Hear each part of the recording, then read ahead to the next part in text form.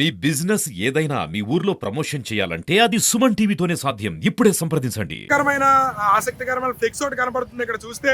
ఇక్కడ పవన్ కళ్యాణ్ గారు పేరు మీద ఫోటో మీద ఒక ఫ్లెక్స్ ఒకటి the leader youth of the nation fight for the nation అని చెప్పి చేసి అప్కమింగ్ ప్రైమ్ మినిస్టర్ అని చెప్పి పవన్ కళ్యాణ్ గారిని ఉద్దేశించి ఒక అభిమాని ఒక ఫ్లెక్సీ ఏర్పాటు చేయడం జరుగుతుంది.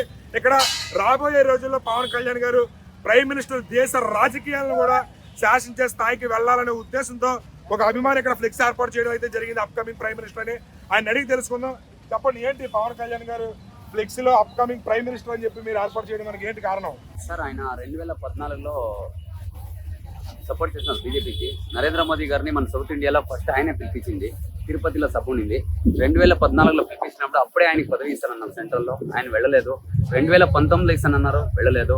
2024లో ఇస్తాను రండి మీరు ఎంపీగా నిలుచుకోండి అన్నారు, ఆయన వెళ్ళలేదు. ఉదయ్ శ్రీనివాస్ గారిని నిలిపించారు, ఆయన ఎంపీగా గెలిపించినారు. నేను ముందు ఆంధ్రప్రదేశ్ రాష్ట్రాన్ని చూస్తాను, తర్వాత దేశాన్ని చూస్తాను అని చెప్పినారు. అందువల్ల మాకు చాలా నచ్చింది. మా పవన్ కళ్యాణ్ గారు ఆంధ్రప్రదేశ్ మొత్తం గర్వించేలాగా నిజాయితీ పరుడు అని మాకు తెలుసు. దానివల్ల ఆయన అప్కమింగ్ ప్రైమ్ మినిస్టర్ అవ్వాలని మనస్ఫూర్తిగా మేము కోరుకుంటున్నాం. ఏ ఊరు మీది? ఏ ఊరు? చిత్తూరు సార్.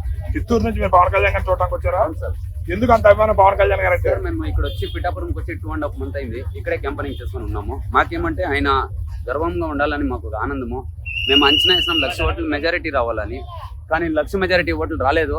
కాకపోతే 1,00,000 ఓట్లు 1,00,000 మెజారిటీ రాకపోయినా ఆంధ్రప్రదేశ్ మొత్తం తిరిగి చూసేలాగా, ప్రపంచమే తిరిగి చూసేలాగా పవన్ కళ్యాణ్ గారి తుఫాను, ఉప్పాడలో పడిన తుఫాను ఢిల్లీలో అదిరింది. అది మాకు గర్వంగా ఉంది. రెండు చోట్ల ఓడిపోయాడని చెప్పి ప్రతి అధికార పక్షం ఎవరైతే ఇంతకు ముందు ఉండేవారో వైఎస్ఆర్ వాళ్ళు విమర్శించేవారు. ఇప్పుడు దానికి ధీటుగా పోటీ చేసిన చోట గెలవడమే కాకుండా రాష్ట్ర వ్యాప్తంగా ఆయన పోటీ చేసిన 21 స్థానాల్లోనే గెలిచారు.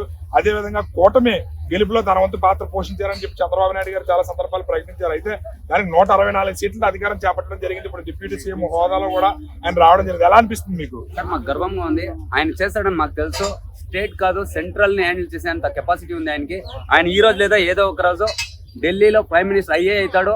ఇది ఆంధ్రప్రదేశ్, గుజరాత్ ఎలా డెవలప్మెంట్ అయిందో నెక్స్ట్ ఆంధ్రప్రదేశ్ కూడా అలాగే డెవలప్మెంట్ అవుతుందని నేను మనస్ఫూర్తిగా చెప్తున్నాను. నేను 2008లో ఆగస్టు 26వ తేదీ ప్రజారాజ్యం పార్టీ పెట్టినప్పటి నుంచి ఇప్పుడు ప్రజారాజ్యం పార్టీ కోసం మేము కార్యకర్తలుగా ఉన్నాము. ఇప్పుడు జన సైనికులుగా మేము గర్వంగా తిరుగుతున్నాం. ఎక్కడ వెళ్ళినా ఎక్కడ ఉన్నా మేము జన సైనికులనే చెప్పుకుంటాం. అది మాకు గర్వంగా ఉంది సార్.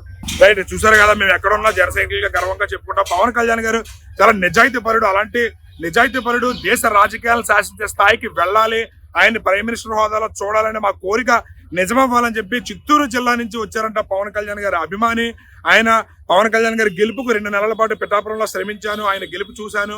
అదే విధంగా ఆయన ఇంకా ఉన్నత స్థితిలో ఉండాలి, ఆయన లాంటి నిజాయితీ పరుడు రాజకీయాలకు చాలా అవసరం అని చెప్పి తన సంతోషాన్ని అయితే తెలియజేస్తున్నారు. కెమెరామెన్ సాయితో శ్రీనివాస్, సుమన్ టీవీ.